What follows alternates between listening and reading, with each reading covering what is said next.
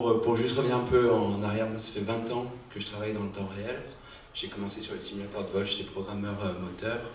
Et puis j'ai travaillé dans une start-up qui faisait de l'intelligence artificielle, puis chez Autodesk sur du middleware c'est-à-dire des morceaux de composants qui étaient intégrés au moteur que développaient les studios de jeux. Puis chez Unity depuis 7 ans, j'étais le premier employé en France. Et Unity, on était 350 quand j'ai commencé dans le monde. On est 4500 aujourd'hui. Voilà. Je vais peut-être dire 2 mots sur... je vais lancer peut-être une petite vidéo en fond pour faire voir. Je vais enlever le son. On voyait tout, ouais. Donc du coup, Unity, pour faire à peu près ce qu'avait dit Quentin tout à l'heure, on peut... Finalement, Unity et Unreal, c'est 2 moteurs similaires dans les usages, ça veut dire jeux vidéo, architecture, automobile, manufacturing, médical, et puis film, bien sûr. Voilà. Donc ça a été mon dada pendant quelques années. J'ai travaillé, par exemple, Le Roi Lion a été tourné entièrement avec Unity, Le Roi Lion de Disney, le dernier, le livre de la jungle aussi, un autre Disney aussi, The One and Only Ivy.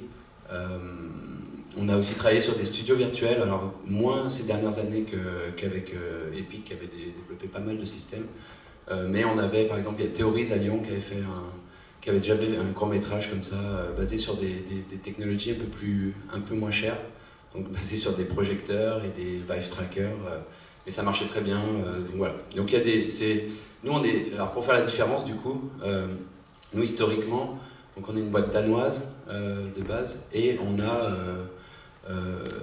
on est arrivé, notre chance c'est que nous on est arrivé on n'a pas fait de jeu, donc déjà on fait pas de jeu, bon quelquefois c'est dommage parce qu'on aimerait bien avoir les revenus de Fortnite, mais on fait pas de jeu, mais on s'est dit notre but c'était de donner la possibilité aux créateurs, à n'importe qui, de faire un jeu.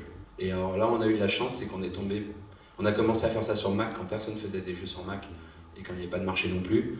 Mais surtout, on est tombé pile poil au moment où les iPhones sont arrivés, et du coup, ça a explosé. Non seulement les jeux achetés par les gens et joués par les gens, mais en plus le nombre de créateurs. Je vais juste faire une petite question, comme ça, pour voir, à votre avis, il y a combien d'applications combien d'installations d'applications cette année qui ont été faites avec Unity? À votre avis, donnez un nombre comme ça. Combien? 100 000? Alors des installations, c'est-à-dire que si je prends un jeu, s'il y a un jeu qui est joué par 1000 personnes, il y a 1000 installations. 100 millions, plus. Plus. 5 milliards. 5 milliards, exactement. Donc cette année, il y a eu 5 milliards, donc notre logiciel a été installé 5 milliards de fois. Il y a 2,1 milliards d'utilisateurs qui aujourd'hui sont en train de faire tourner un jeu avec Unity.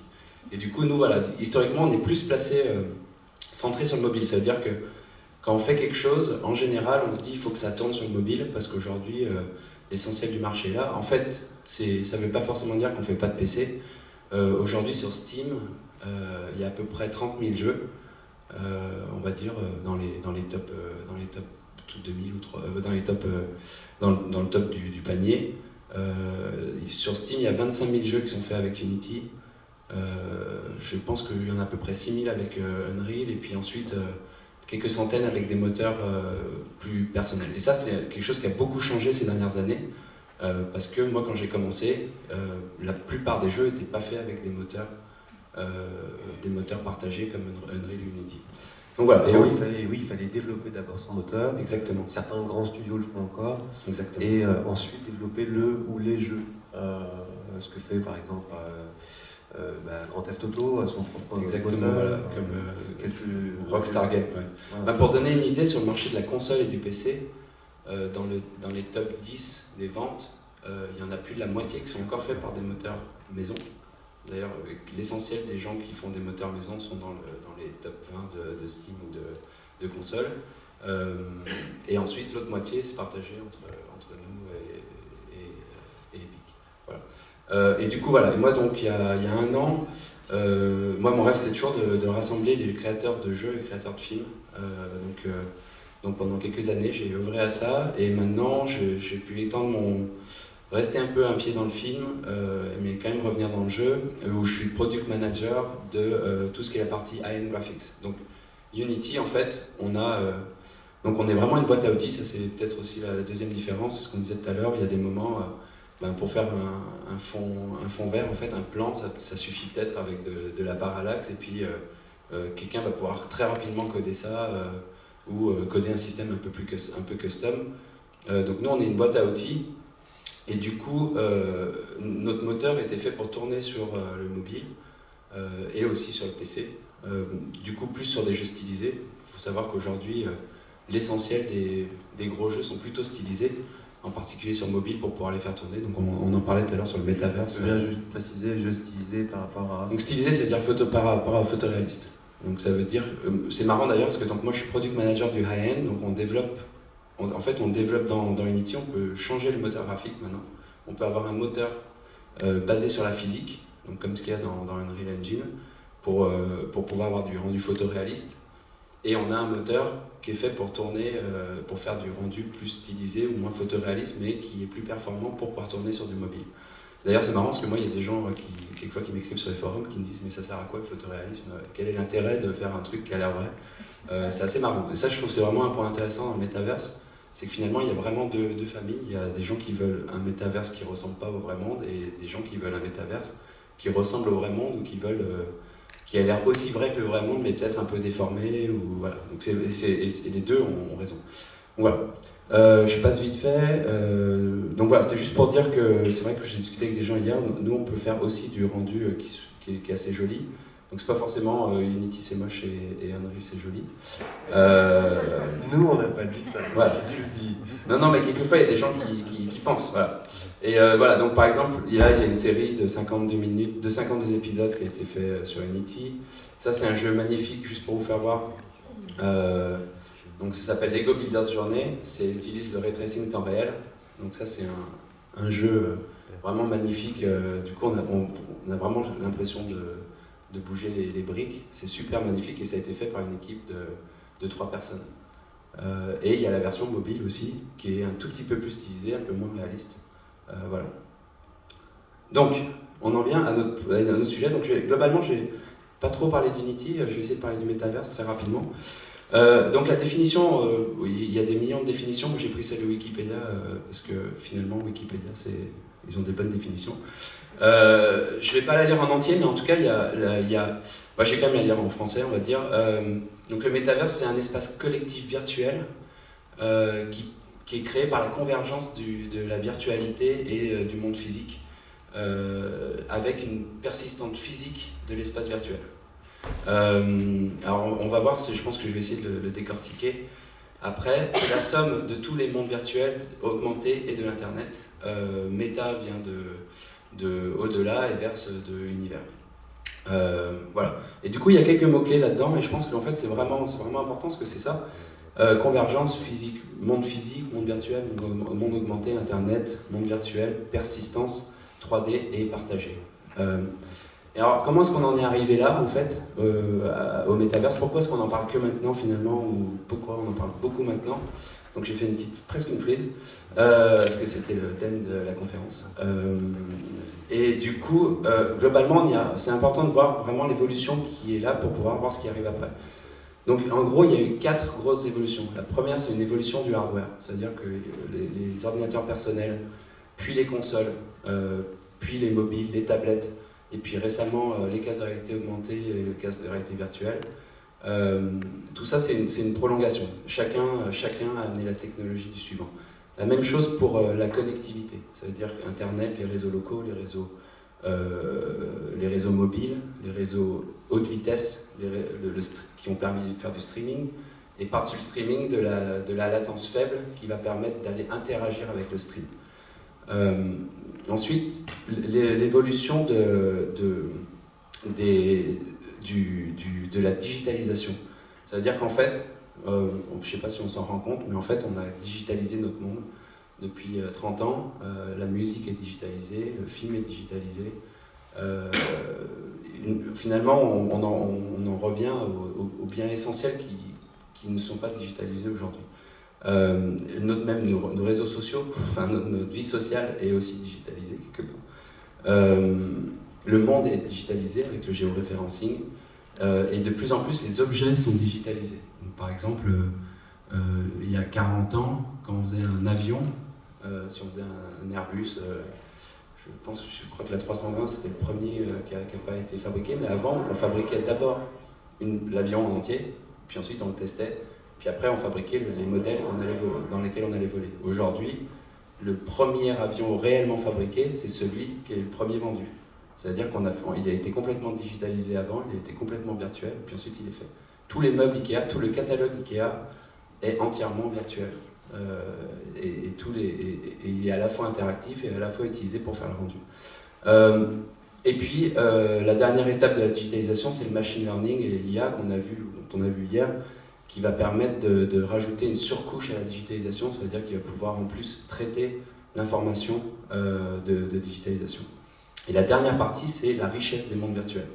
On est passé de mondes très simples, très pixelisés, 2D, 3D, joueurs simples, à du local multijoueur, du online multijoueur, du massivement multijoueur, du crossplay, c'est-à-dire qu'on va pouvoir jouer à travers plusieurs plateformes, à des mondes grands et puis voir des mondes extrêmement grands.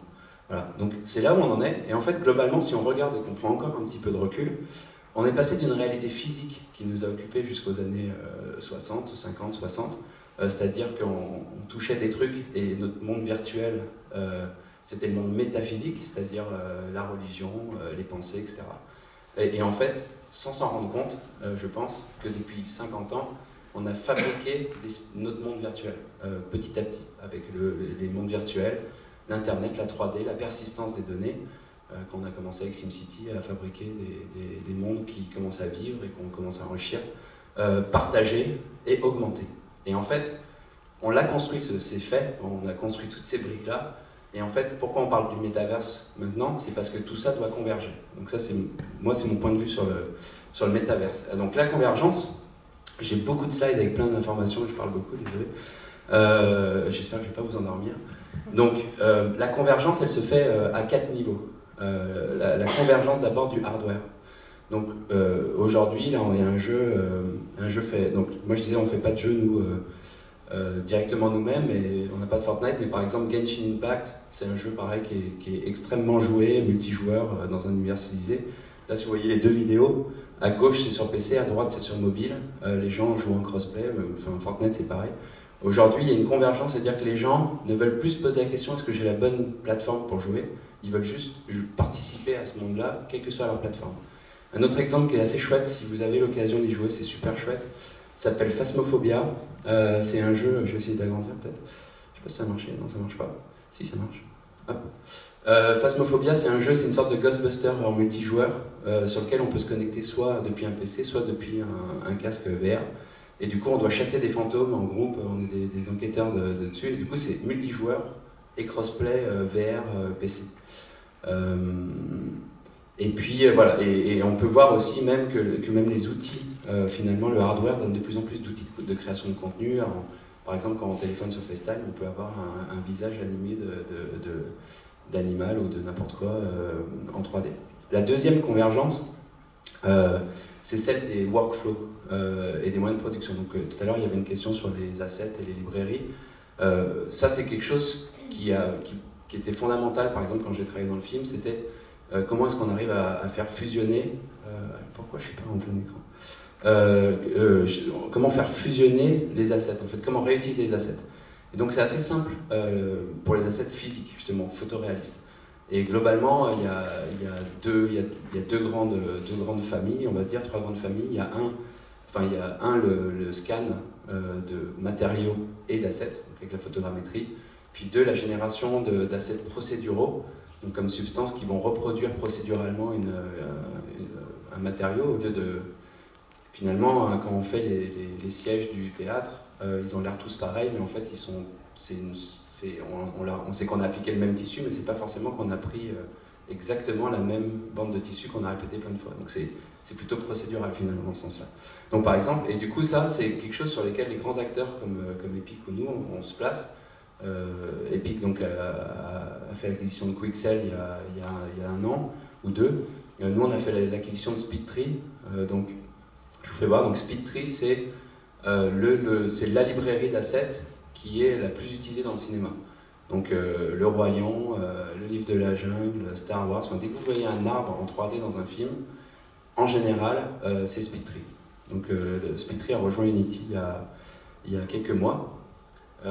Et ce qui est intéressant, c'est que cette librairie, elle est aussi utilisée dans le jeu vidéo, dans le AAA, dans la même chose. Et du coup, il y a deux versions des assets, une version très définition avec tous les détails et tous les triangles, et puis une version avec différents niveaux de détails.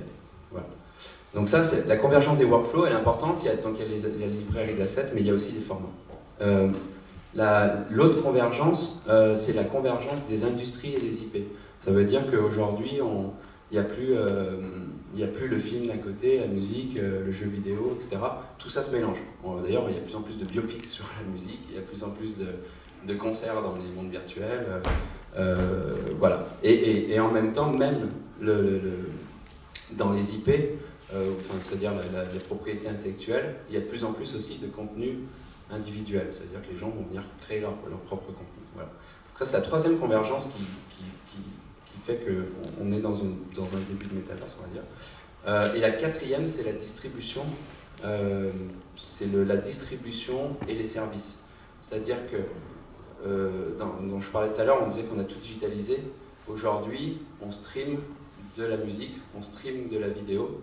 On achète de moins en moins de boîtes pour jouer à un jeu, mais on l'installe, on download le jeu depuis Steam ou l'Epic Store.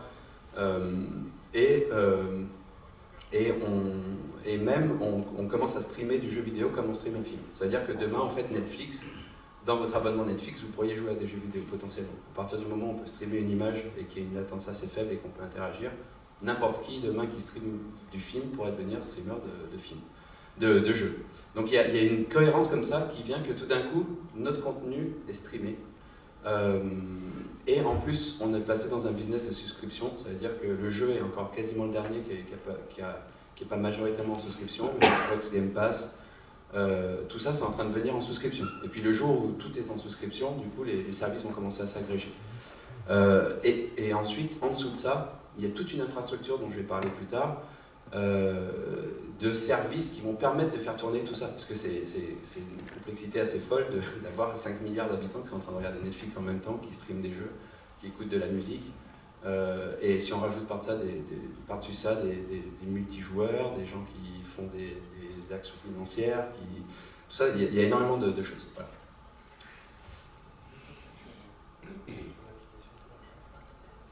Maintenant je suis sur le... Ah oui, pardon. Hop. Alors, du coup, je continue à descendre. Ça va? Je vous ennuie pas trop? Ça va? C'est bon, ok. Alors, du coup, il y a quatre... donc, c'est ce que je disais, il y a quatre choses, je vais un peu creuser dedans. La convergence du hardware, juste pour un peu justifier mon propos. La convergence du hardware, ce qui est intéressant, alors, je ne sais pas si on voit très bien à gauche, c'est les évolutions des processeurs mobiles. En fait, les évolutions des processeurs mobiles, même graphiques, sont en train de dépasser les processeurs de certains laptops. C'est-à-dire qu'il y a quand même toujours un haut du panier avec des processeurs extrêmement puissants dans des gros PC. Mais pour monsieur tout le monde, on va dire, moi je pense que d'ici quelques années, le processeur qu'on aura dans un téléphone ou dans un PC sera à peu près le même finalement. Donc ça c'est important qu'il y ait une convergence, enfin une unicité. Et par exemple dans les consoles, quand moi j'ai commencé, c'était du hardware très spécifique qui au fur et à mesure de chaque génération de console est devenu moins spécifique. Et aujourd'hui une console c'est à peu près un PC finalement à l'intérieur. La deuxième convergence, c'est celle du côté justement qui intéresse aussi le metaverse, c'est le côté réalité augmentée, réalité virtuelle. C'est que, comme c'est assez récent, il y a eu un peu beaucoup de générations de hardware côté réalité virtuelle. Et notamment, il y avait un choix à faire qui était un peu pénible. C'est soit j'ai de la belle réalité virtuelle, mais je suis branché à un câble et puis il faut installer plein de trucs. Soit j'ai une réalité virtuelle plus libre où j'ai pas de câble, mais l'expérience est moins bonne et comme ça doit tourner dans mon téléphone, comme c'est une sorte de téléphone qui est derrière, du coup l'expérience est moins belle. Oculus, qui avait vraiment lancé le mouvement avec Facebook, en se faisant racheter par Facebook, a sorti le Quest 2 qui aujourd'hui est un casque qu'on peut brancher à son PC, sur lequel on peut installer des choses en standalone, on peut le brancher avec fil ou sans fil au PC. Ça veut dire qu'avec le même hardware, on peut avoir l'expérience high-end si on se connecte à un PC qui est là, ou l'expérience mobile et jouer dehors dans la rue si on installe l'application. Et ça, en seulement quelques mois, le Quest est devenu, par exemple, représente un tiers des joueurs sur PC jouent avec un Quest. Donc ça veut dire que là, tout d'un coup, on arrive à une convergence assez intéressante où on se dit il commence à y avoir des hardware un peu identifiés. Aujourd'hui, c'est la 4e console, le Quest, derrière la Switch et les consoles existantes. Donc c'est la 4e grosse plateforme. Ensuite, la convergence de la création de contenu. Donc, on disait tout à l'heure, globalement aujourd'hui, l'essentiel du contenu interactif 3D tourne sur Unity ou sur Unreal. Donc tout à l'heure je vous donnais les chiffres, là 5 milliards d'installations cette année, 71% du top 1000 de l'App Store est fait sur Unity. Voilà. Donc ça, et ces technologies, non seulement elles permettent de faire tourner l'industrie du jeu vidéo, mais aussi font toutes les deux tourner de plus en plus l'industrie du retail, du marketing, du médical, etc. La deuxième convergence, c'est la création des assets. Donc on en parlait tout à l'heure, librairie. Donc il y a Blender par exemple qui est arrivé, qui a énormément démocratisé la création de contenu quand on veut créer quelque chose depuis zéro.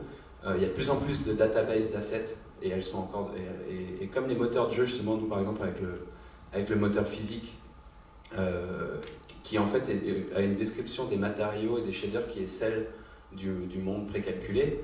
On est sur des standards, du coup on peut échanger complètement ces assets-là. Une fois qu'ils sont faits pour marcher en physique, ils peuvent passer d'un moteur à l'autre, de rendu offline à rendu temps réel. Blender a un rendu temps réel pour pouvoir travailler mieux. Unity et Unreal ont un pass tracer qui vont permettre de rendre en offline des images de haute qualité. Donc tout ça converge. L'autre convergence, c'est à travers les industries. C'est-à-dire que dans le jeu vidéo, nous, on utilisait beaucoup un format qui s'appelle FBX pour pouvoir ramener les objets en 3D. Dans le cinéma, c'était beaucoup alambic, qui était une description beaucoup plus brutale, qui ramenait tous les triangles et puis toutes les animations, ils ne savaient pas trop ce que c'était.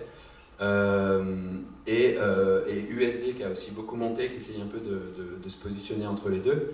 Mais si on ouvre le monde de l'automobile, de l'architecture, là on introduit encore 50 formats de plus.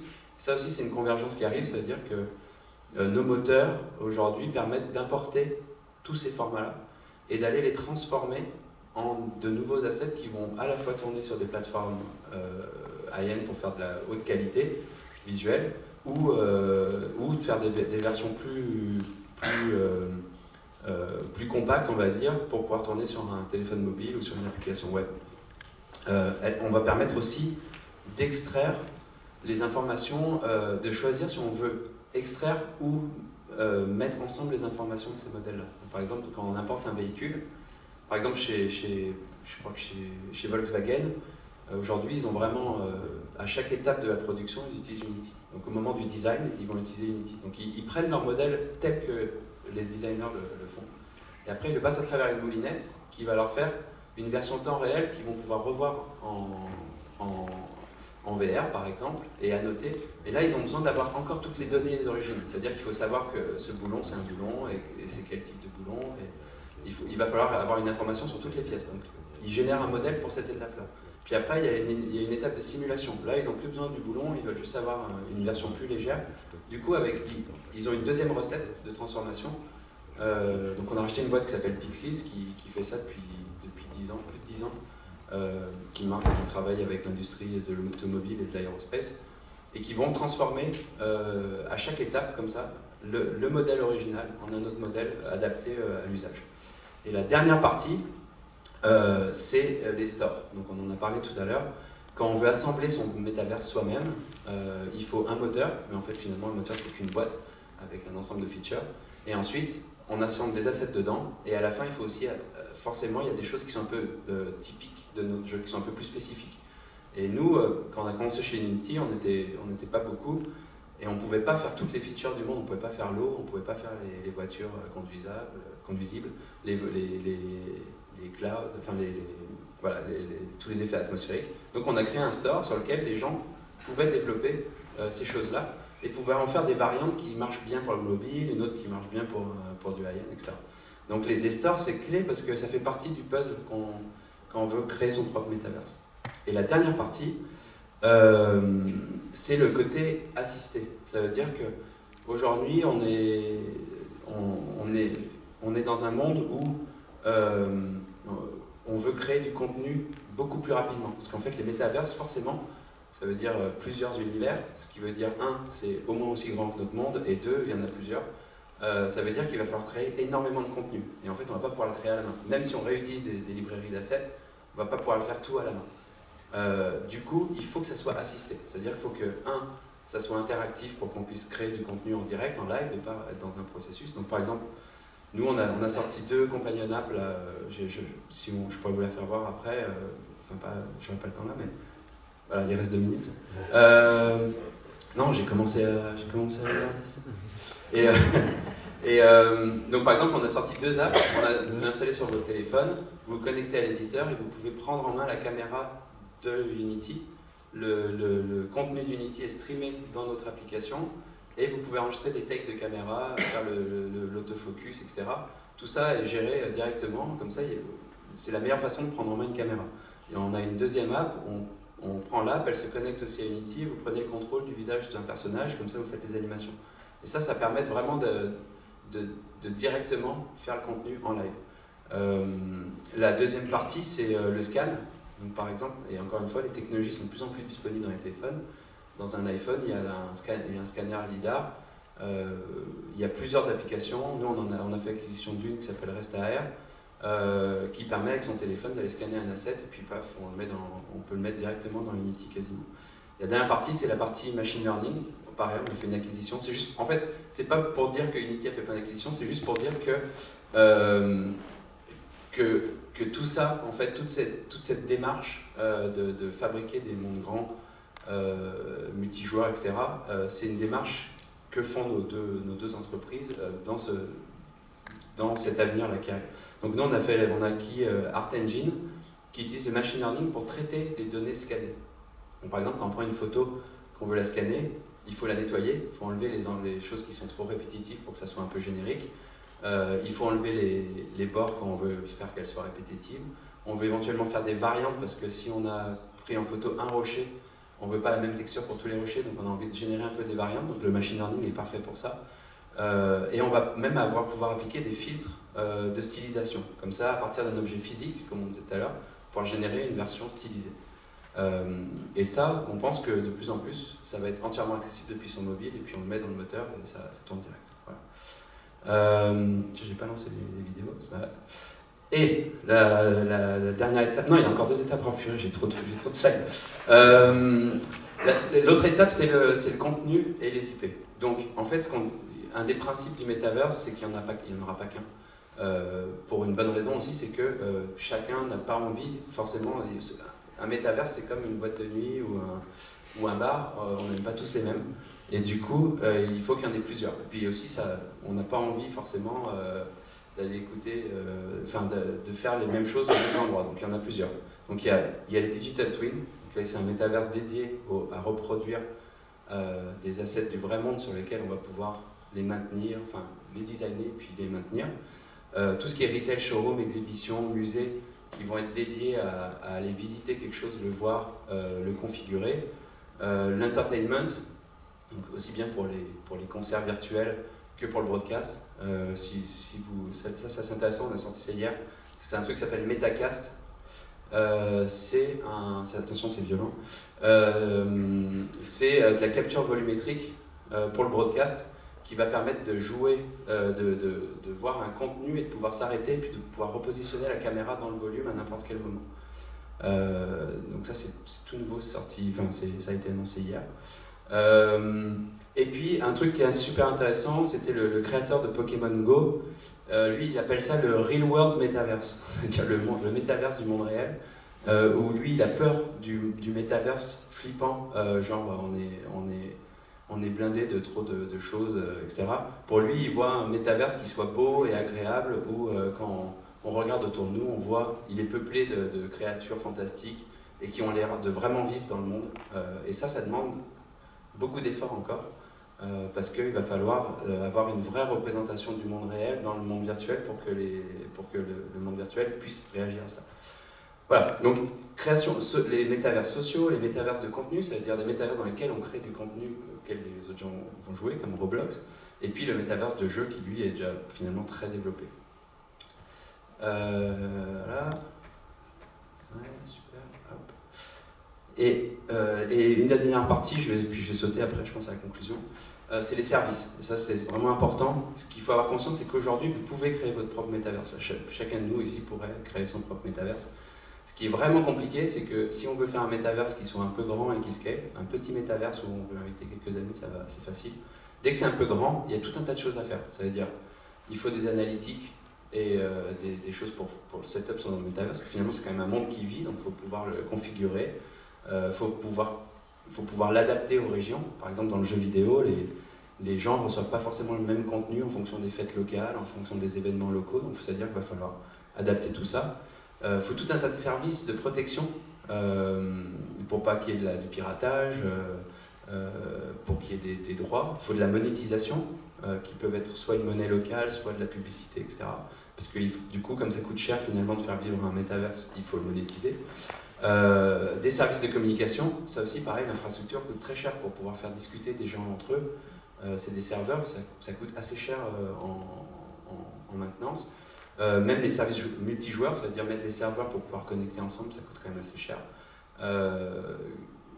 Garder les données pour que les gens puissent télécharger les contenus, que ça ne soit pas à l'autre bout du monde, il faut pouvoir distribuer le contenu localement. Et là, je ne sais pas si vous voulez scanner, je ne sais pas si ça va marcher. Et un truc aussi, dont je parlais tout à l'heure, le streaming interactif. Donc nous, pareil, on a fait encore l'acquisition d'une boîte, on a acheté beaucoup de boîtes.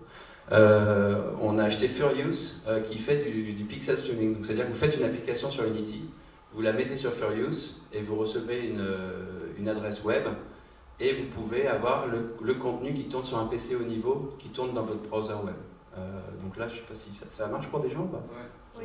Voilà. Donc je ne sais pas si ça va être très rapide là, avec la 4G machin, dans le truc. Mais en tout cas, ce que vous voyez, c'est un PC avec une grosse carte graphique qui tourne à Lille, je crois. Et qui fait le rendu en temps réel, vous pouvez configurer, etc. Mais ça pourrait être un jeu ou quoi que ce soit. Hop. Alors, les challenges, je vais sauter rapidement. C'est de faire, les gros challenges du Metaverse, c'est d'arriver à être cross-platform. Parce que ça, c'est vraiment important pour les gens de pouvoir y accéder au Metaverse depuis n'importe quelle façon. Les challenges, c'est que le hardware évolue beaucoup, qu'il n'y a pas un seul métaverse, et puis que si on parle de métaverse dans la réalité augmentée, ça devient très compliqué parce que le monde devient un input, parce qu'il faut faire vivre le monde virtuel sur le monde réel, dont je parlais tout à l'heure. La deuxième chose qui va vraiment être importante, c'est les contenus générés par les utilisateurs. Et du coup, il va falloir d'un côté mirrorer le monde, ça veut dire que si on veut créer des grands univers, il va falloir que les utilisateurs les créent. En fait, finalement, ce n'est pas les gens qui font le contenu qui vont tout faire. La qualité va être en constante évolution, donc c'est-à-dire qu'il va en permanence falloir créer des nouveaux contenus, et les créateurs vont être de plus en plus divers, c'est-à-dire qu'on va passer de quelques millions de créateurs dans le monde à des centaines de millions de créateurs, et chacun aura des qualités ou voudra une interface différente, et il faudra aussi gérer tous les copyrights, tout ça, ça revient au NFT. La dernière partie, c'est le crossplay, donc c'est ça veut dire les gros challenges, moi j'en ai vraiment deux. C'est la scalabilité, parce que finalement le metaverse est beaucoup plus gros que l'internet. Et la deuxième chose, ça c'est un vrai problème, c'est que chaque métaverse ait son propre pays. Ça veut dire qu'il va falloir instaurer des règles, des lois, des limitations pour éviter d'avoir du harcèlement, enfin, toutes les choses qu'il y a un monde réel, il va falloir l'instaurer dans un métaverse. Et le problème, c'est qu'on ne pourra pas mettre des gens, des policiers et des hommes politiques dans le métaverse. Tout ça va devoir être géré automatiquement, ce qui est un peu flippant.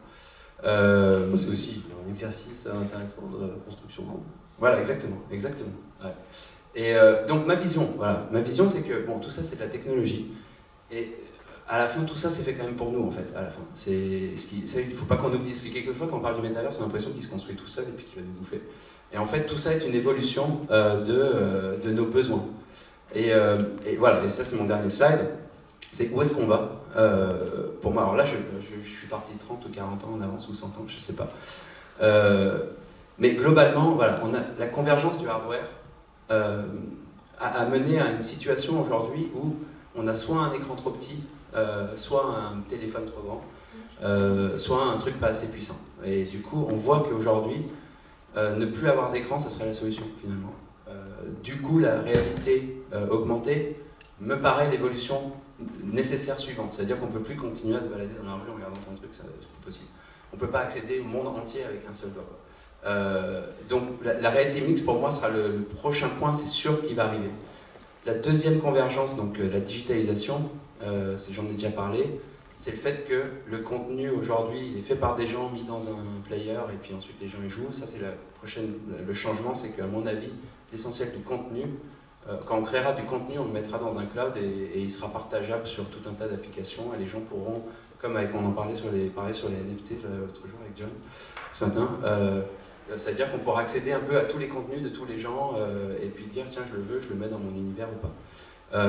Et ça sera assisté par l'intelligence artificielle pour pouvoir traiter rapidement. Quand je veux faire ma maison, je la scanne et je peux faire mon contenu, puis c'est ma maison, c'est un digital twin, etc. La dernière partie, et ça pour moi c'est vraiment fondamental au métaverse, c'est la convergence du coup à la fois des réseaux sociaux et puis de l'internet. C'est qu'aujourd'hui, c'est ma personne physique qui accède à internet. Ça veut dire que quand je vais sur un site, on me propose du contenu pour moi, Mathieu Muller. En fait, c'est pas faisable, en fait c'est pas durable. Ça veut dire qu'il y a un moment, Facebook va me demander ma carte d'identité, est-ce qu'il veut pas que je dise des conneries, est-ce qu'il veut savoir qui c'est pour que je me responsabilise. L'intérêt du métaverse, c'est que c'est les avatars. Ça veut dire qu'on aura une représentation qui a autant de valeur que nos représentations physiques, c'est-à-dire potentiellement avec un passeport, avec les droits et les devoirs et une responsabilité, mais qui sera complètement détaché de la personne physique, pour qu'on puisse voyager dans des univers et avoir cette liberté d'être quelqu'un d'autre pour ça. Et en fait, ce système-là est très intéressant parce que ça sera lui qui sera au centre des communications finalement. Ça veut dire que notre portefeuille de création, nos avatars, notre personnalité, cette capacité à passer d'un univers à l'autre sera transportée par cet avatar. Ça c'est un truc que moi je trouve qui n'existe pas beaucoup. Il y a plein de gens qui font des avatars, mais pour moi c'est la grosse chose qui va évoluer. Et si on prend ces trois choses et qu'on rajoute un petit ingrédient, et vous allez me prendre pour un taré, et qu'on se dit que la réalité mixte finalement, ce qui est chiant c'est de porter des lunettes et puis que c'est pas parfait. Et qu'un jour on décide que ça serait tellement bien, que c'est tellement pratique d'avoir ça, qu'on pourrait se le faire implanter dans le cerveau pour pouvoir voir ça comme si c'était la réalité. C'est possible en fait, finalement c'est assez possible rapidement. Donc si on prend la notion d'avatar, de réalité mixte implantée, et puis de contenu, de large contenu avec plusieurs univers, on est dans ce que les philosophes ou les gens qui font de la science-fiction appellent le transhumanisme, qui pour moi en fait est la prochaine grande révolution humaine. Alors j'y croyais pas parce que je prenais pour des fous les gens qui disaient ça il y a quelques années. Mais en fait je pense qu'on va y arriver inévitablement d'une manière ou d'une autre et que nous, ça nous pense. Quand je me pose toujours avec mes enfants quand est-ce que j'aurai l'air d'un vieux con, et ben je me dis que ça sera peut-être quand ça arrivera en fait. Voilà. Donc voilà, c'est ma conclusion.